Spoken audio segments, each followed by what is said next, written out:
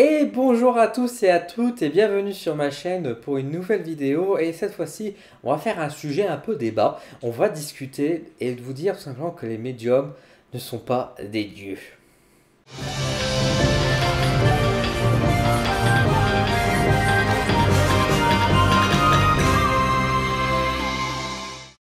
Alors en effet, je vous révèle un secret bien gardé au sein de la médiumnité et des voyants, c'est que nous ne sommes pas des dieux. Et oui, nous sommes des êtres humains, figurez-vous, et ce que j'entends par là, ça veut dire que nous sommes ni télépathes, ni omniscients, ni des dieux, ou je ne sais quoi.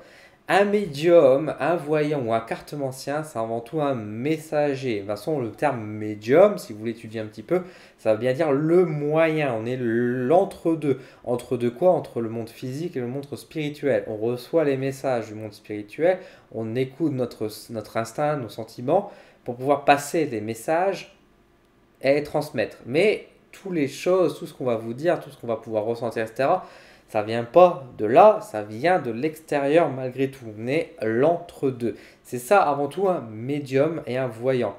C'est important quand même que je vous parle de ce sujet-là. Pour plusieurs raisons, mais déjà pour enlever un peu ce côté parfois surdimensionnel que peuvent avoir certaines personnes vis-à-vis des médiums et des voyants. Je vous rappelle juste encore une fois que nous sommes des humains, c'est-à-dire que ce qu'on fait nous, tout le monde peut le faire, on est tous médiums, c'est juste savoir écouter ses ressentis. Après, plus de personnes ont plus ou moins de facilité dans ce travail-là, mais de manière générale, on est tous capables de ressentir, de s'écouter, d'écouter notre instinct et de passer des messages également et de lire les cartes ou tout simplement faire aussi même des contacts ou des fins, des choses comme ça. D'ailleurs, beaucoup de personnes qui ne sont pas médiums ont des ressentis, enfin qui ne sont pas médiums, qui ne sont pas, on va dire, en activité de médium, ils arrivent pourtant à réussir à faire des choses, quoi.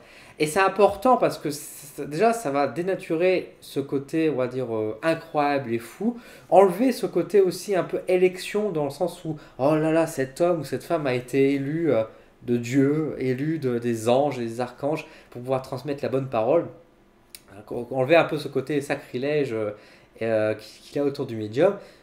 Non, non, et c'est important parce que quand on voit par exemple certaines personnes effectivement qui abusent de ce pouvoir, qui abusent de cette capacité en se disant moi je suis capable de faire ci, faire ça, j'entends tout, je suis vérité, homme de parole, je vais vous dire ce qui va se passer dans les prochains avenirs, pire que Nostradamus, ça fait mal, ça fait mal. Encore une fois, on est tous capables de le faire. Et encore une fois, les médiums sont aussi des êtres humains avant tout. Ça, c'est déjà un premier détail. Donc méfiez-vous toujours des personnes un peu mégalomanes et qui ont un ego surdimensionné qui jouent là-dessus.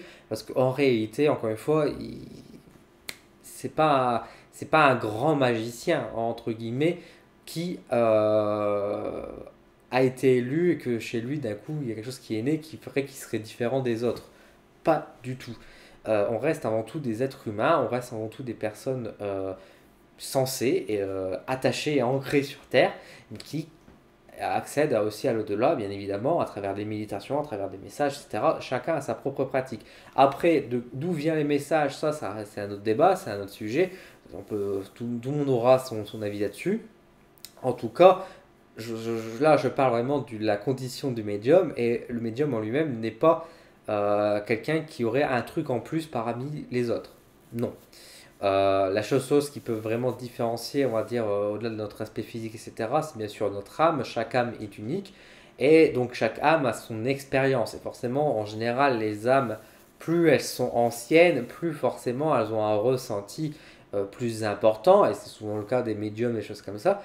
Tout simplement parce que l'âme, à force de s'incarner, de se réincarner, de se désincarner également, elle connaît un peu le fonctionnement, le chemin, et donc forcément elle va beaucoup plus vite sur les leçons de vie. Une nouvelle âme, forcément, sera très émerveillée et aura beaucoup de choses à apprendre. Une âme plus ancienne, en général, elle va apprendre très rapidement, on va dire, certains éléments parce qu'elle a déjà eu conscience dans des vies antérieures, des choses comme ça. Et donc, forcément, c'est des personnes qui sont souvent beaucoup plus sensibles et touchées à la médiumnité, au message, etc., à la voyance, parce que c'est souvent des âmes anciennes. Maintenant, encore une fois, il n'y a pas de règle établie par rapport à tout ça. Ce que je vous dis, c'est juste une phrase habituelle. Et un autre point très important pour que je fasse cette vidéo aussi, c'est simplement parce que j'aimerais qu'on arrête de dire, par exemple, si c'est un bon médium ou si c'est un bon voyant, il ne faut rien dire. Je n'aime pas. Je n'aime pas quand on dit ça parce que, encore une fois, une personne qui vient, mais ça, je sais pas pour mon cas personnel, hein, mais ça peut être pour n'importe quel médium, on n'aime pas ça. On n'aime pas ça parce que la personne qui va dans cet état d'esprit en mode je ne dis rien, je ferme, je me protège, je mets un bouclier devant moi et j'attends que le médium dise, c'est horrible. C'est horrible parce que ça va demander beaucoup plus d'énergie là pour nous. Ça va être des séances qui vont être assez pénibles dans tous les sens du terme. Et en plus, encore une fois, vous fermez l'accès, quoi. C'est comme si vous disiez à quelqu'un, bon, alors devine ce qu'il y a derrière la porte et vous fermez la porte, vous la barrez. Alors, tu vois quoi derrière la porte? Bah, encore une fois, un médium pourra éventuellement, alors, bien sûr, recevoir des messages, il va pouvoir capter, il va recevoir des infos, mais encore une fois, ce n'est pas un dieu, ce n'est pas un télépathe, on ne peut pas savoir ce qu'il y a dans votre tête à ce moment-là. Et donc, si vous avez des questions, si vous voulez dire quelque chose à un médium, etc., communiquez-le. Encore une fois, je ne vous dis pas d'arriver sur place et de commencer à déballer votre vie et puis tout expliquer et puis que le médium tire ses cartes derrière, mais ne serait-ce déjà de donner quelques infos de base. En général, par exemple, beaucoup de médiums, ça arrive, demandent par exemple si les personnes sont en célibataire ou en couple. C'est c'est tout simple, c'est tout bête, on pourrait dire, oh, on en a déjà trop dit, etc. Un bon médium le devinerait. On peut s'amuser à essayer de deviner, etc. Mais, comme moi je dis souvent, on n'est pas là pour gaspiller ses énergies pour jouer au chat et à la souris et essayer de trouver des infos que vous savez déjà qu'on peut passer très rapidement, quoi. Si je dois passer déjà du temps dans ma séance pour essayer de deviner si vous êtes en couple ou célibataire, à chaque fois, si je dois faire ça pour tous les éléments, bah, vous vous doutez bien qu'on ne peut pas aller plus profondément, quoi. Et surtout également, si vous avez des questions précises en tête, bien sûr, vous laissez le médium travailler, etc. Mais après, n'hésitez pas à poser votre question. Ne partez pas en mode, ah bah, il n'a pas répondu à ma question, quoi. Bah, si vous avez la question, posez-la. Enfin, n'ayez pas peur de la poser. Vous êtes là pour recevoir des réponses, de toute façon. Vous êtes là pour vous faire aider. Le médium, de toute façon, plus vous serez précise et plus vous serez, enfin précis, plus vous serez, enfin je mets plus minable parce qu'il y a beaucoup de femmes en général, mais plus vous serez précis, plus vous serez ouvert, plus ce sera facile, bien sûr, au médium de travailler. Maintenant, attention, encore une fois, comme je vous dis, le but, c'est pas d'arriver sur place et tout déballer. Si le médium ou le voyant en question commence à vous demander toute votre vie, bon, effectivement, ce serait bizarre, mais si vous ne dites rien et que le médium commence à travailler, bah, voilà, c'est ce qui est le mieux à faire. Après, continuer à partager les informations, à lui répondre, etc. Moi, je sais que par exemple, j'aime beaucoup travailler à travers les échanges, parce que déjà, c'est beaucoup plus convivial pour moi que plutôt faire un tirage, déblatérer sur plein de choses sans trop savoir si ça vous touche, si ça vous concerne ou pas, si vous avez conscience. Et puis voilà, que je préfère quand j'ai une info que je vous la dise, qu'on en discute, plutôt que vous de rien dire, puis à la fin vous dites mais ça me disait rien, ça pourquoi il m'a dit ça, ça me dit rien quoi. Et puis partir sans trop savoir quoi. Je préfère qu'on creuse, qu'on essaye de voir et trouver parfois le lien qui n'est pas forcément très conscient justement. Il m'arrive souvent aussi dans mes séances de poser des questions, mais en général c'est parce que j'ai déjà un ressenti et que je veux confirmer les choses. Ça m'arrive par exemple, là je vais prendre un cas spécifique, très précis, quand je ressens le deuil, je ne déblatère pas en mode ah bah il y a quelqu'un de votre famille qui va mourir. Là par contre c'est vrai que je vais poser des questions du genre est-ce que vous avez encore vos parents? Est-ce que c'est des choses comme ça? Alors certains vont me dire bah, dans ces cas-là il ne faut pas poser la question, il faut dire directement etc. Parce qu'un bon médium doit savoir etc. Encore une fois, les médiums ne sont pas des dieux, nous n'avons pas la connaissance absolue, nous ne sommes pas omniscients. Et je préfère poser des questions et avancer à tâtons avant de déblatérer, de dire ce que j'ai dans ma pensée, dans mon tirage, plutôt que de cracher ça au visage de la personne et que voilà, ça se passe mal quoi. Par exemple, imaginons un cas de médium, que ce soit moi ou une autre personne, qui travaille, qui dit de toute façon, comme votre père est mort, il vous accompagne, etc., etc. Et imaginez que la personne a encore son père en vie, elle va se dire, alors certaines personnes vont bien l'accepter, ils vont dire bon, bah, c'est pas grave, je te trompé, etc. Mais d'autres personnes vont se dire oh mon dieu, mais s'il dit ça, c'est que mon père va mourir, et ils vont s'inquiéter, etc. Moi, je veux pas mettre. Enfin, il faut que la séance reste quelque chose, encore une fois, de convivial et que ça se passe bien et qu'on répond à des questions plutôt qu'on crée des questions, justement. C'est pour ça que dans mes séances, personnellement, je passe du temps et c'est vrai que j'initie un dialogue. Certaines personnes n'aiment pas et j'ai déjà eu effectivement des personnes, des consultants qui viennent me voir en disant mais vous devez savoir, je ne dis rien. Et à chaque fois, je leur dis la même chose. Je dis bah écoutez, si vous ne voulez rien dire, c'est votre choix, mais je fais votre tirage, je vous dis les choses. Maintenant, si ça vous parle ou ça vous parle pas, si vous voulez rien dire, moi je ne suis pour rien. Je peux pas affirmer à 100% que les choses vont se passer parce que comme vous le savez, et j'en ai déjà parlé dans mes vidéos sur la voyance, notamment sur la libre arbitre, on écrit notre futur. Donc tout ce qu'on va dire peut être très bien vrai comme peut être très bien faux. Tout dépendra encore une fois de comment on va l'amener. Et c'est pour ça que c'est important pour moi dans la voyance d'ajouter de la guidance pour pouvoir faire en sorte que les choses se passent au mieux pour la personne. Donc c'est un grand travail à faire. Donc c'est important aussi pour même les bons médiums de ne pas trop avouer, parce qu'il faut laisser aussi le médium avoir une page blanche et pouvoir écrire et recevoir les infos petit à petit en fait. Plutôt que vous donner l'information trop vite et qu'après, bah du coup, vous... il y a mon chat qui débarque, bonjour. Et plutôt qu'après, bah, ça fait un dialogue comme vous pourrez voir un psy ou un ami, c'est pas le but non plus. C'est que vous recevez des messages. Mais maintenant, comme je vous ai dit, ne partez pas avec l'esprit fermé, ne partez pas en mode le médium va de toute façon savoir tout ce que j'ai en tête. C'est faux. Hein. Le médium n'est pas un télépathe, n'est pas un dieu.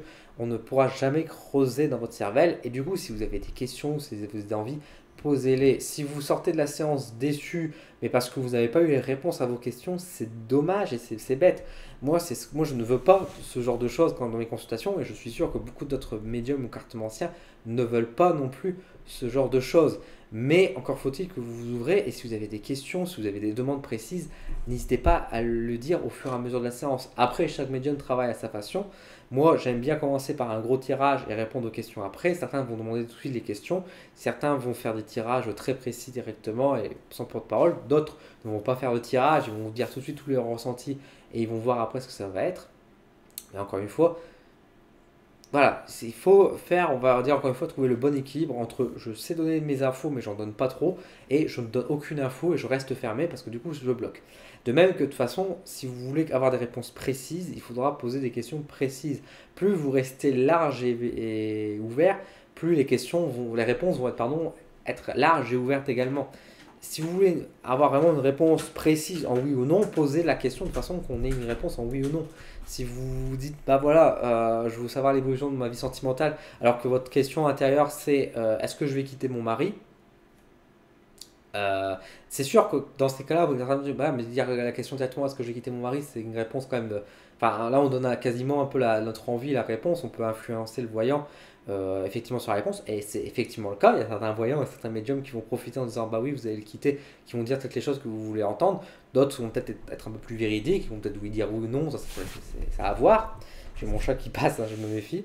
Maintenant, encore une fois, tout dépendra encore une fois du crédit que vous apportez au médium et au voyant. Et c'est pour ça que je vous conseille toujours, avant de prendre rendez-vous, de bien prendre connaissance de la personne que vous allez voir.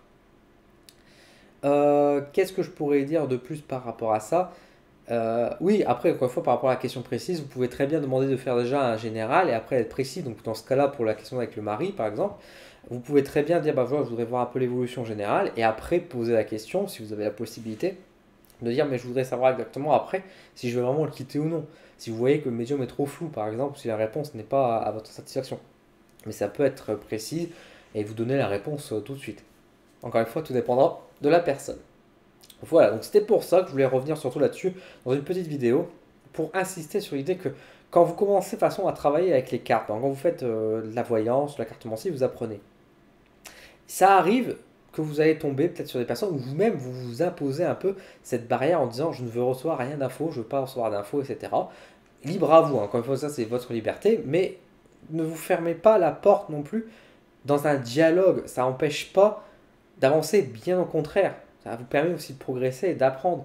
La plupart, de toute façon, moi, de messages que je reçois un message, on discute avec la personne, mais je l'ai le message en tête et je dis toujours le message que j'ai en tête à ce moment-là, même si ça va contredire parfois la personne, des choses comme ça. Si par exemple, moi j'ai le sentiment que la personne elle est célibataire et qu'elle me dit bah non, je suis en couple, bah, je ne vais pas dire ah oui, vous êtes en couple et puis passer comme ça dans mon idée. Je vais de toute façon dire bah, c'est marrant, je pensais que vous étiez célibataire.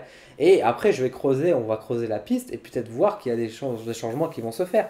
Parce que peut-être à ce moment-là, mon sentiment vous voulez dire simplement que la personne va peut-être bientôt se séparer, ou au contraire, peut-être que la personne n'est pas encore réellement en couple, mais elle voulait peut-être me tester, parce que ça aussi, faut faire attention, et il y a des personnes qui vont dire le contraire pour voir si vous la détrompez exprès.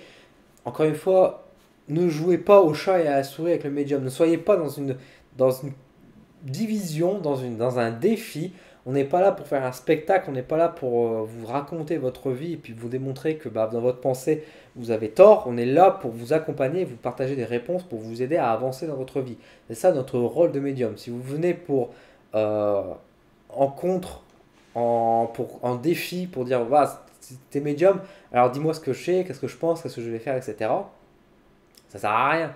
Ça sert à rien parce que de toute façon, on n'aura pas la réponse parce que vous ne voulez pas partager cette réponse-là. Donc voilà, enfin, ça, encore une fois, il ne faut pas oublier aussi la notion d'acceptation, ce qui est sans doute un sujet d'une autre vidéo. En tout cas, voilà, c'était surtout pour ça que je voulais parler, de dire que les médiums ne sont pas des dieux, les médiums ne sont pas des êtres télépathes non plus. J'espère que cette vidéo vous a plu, ça vous a donné quelques petits éléments peut-être de réponse, de questionnement. Si vous avez des questions ou des commentaires, n'hésitez pas à le mettre justement dans la section des commentaires, ça me fera grand plaisir de discuter avec vous et d'échanger. Si vous n'êtes pas forcément d'accord avec ma vision, vous pouvez aussi l'exprimer et me dire votre avis, ce que vous faites vous quand vous allez voir des médiums et des voyants justement. Ou d'autres personnes, que ça peut être aussi bien sûr des chamans, etc. Parce que ça peut être dans un sujet de dialogue. Et encore une fois, on est tous là pour partager des bonnes ondes tant que vous ne partez pas bien sûr dans la colère et les insultes, évidemment.